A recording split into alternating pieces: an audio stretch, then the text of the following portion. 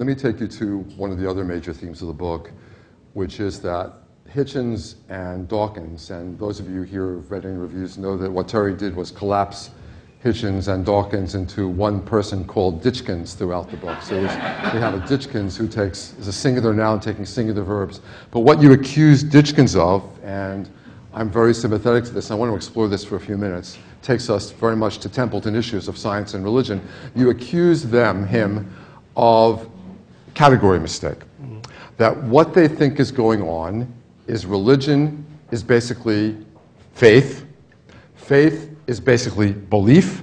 Belief is basically a claim to a kind of knowledge. So what religion is bad science. Right? Religion is science, is bad science, and they get in the way, these religious characters who are doing bad science get in the way of good science because they muddle a lot of people's minds.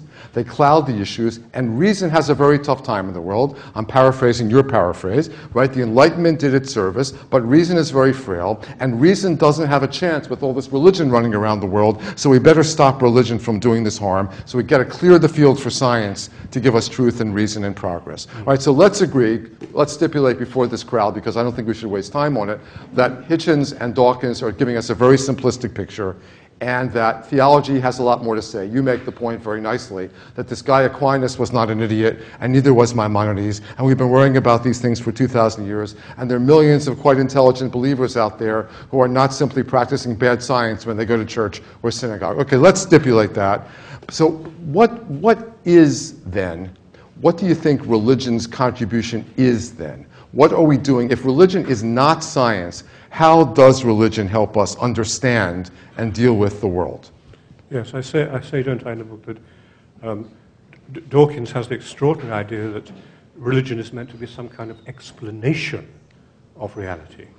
But there is that too, no?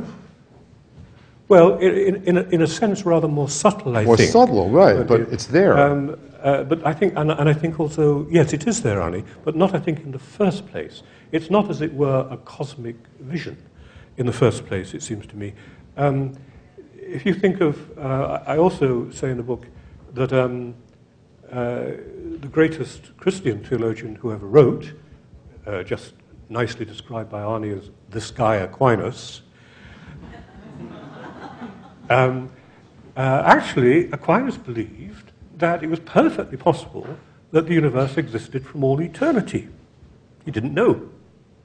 He believed in creation, of course, as a mainstream Christian, but he didn't make the mistake of thinking that creation meant how things got started. How did everything get off the ground? Aquinas believed, quite properly, that as far as that went, you had to be a card-carrying atheist. The answer to that was a scientific answer.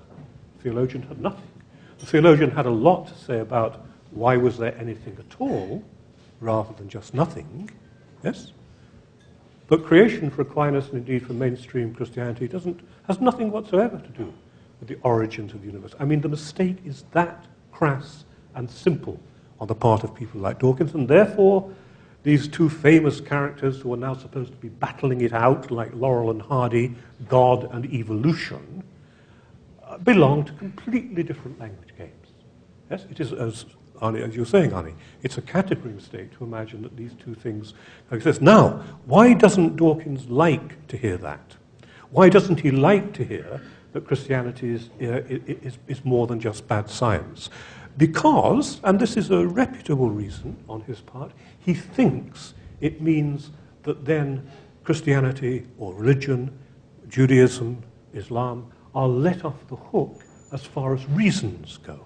Yes. He thinks it's a cunning way, and he's sometimes right about this, right. It's a cunning way in which religious people pass the buck or get off the hook by saying, well, you know, reason's one thing and faith is another. In the Christian tradition, I don't know about Judaism or Islam, I don't know much about Christianity either, as I said at the beginning, but in the Christian tradition, that is the heresy known as fideism.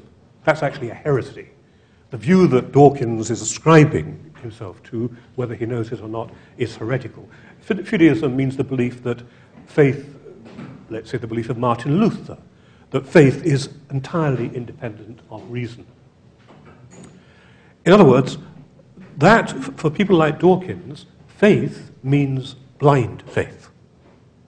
Faith can't be supported by or can't adduce reasons of any kind. Now, I take it that the mainstream Christian position, and I'd be interested to hear about other religious positions, is that faith does indeed rely to a great extent upon reason, but that reason doesn't go all the way down. Reason is absolutely, without reason we perish, but reason, one of the problems is reason doesn't go all the way down. And any, as I try to argue in the book, any form of rationality that is to be robust enough to help us in our dreadful political plight will have to root itself in more than reason.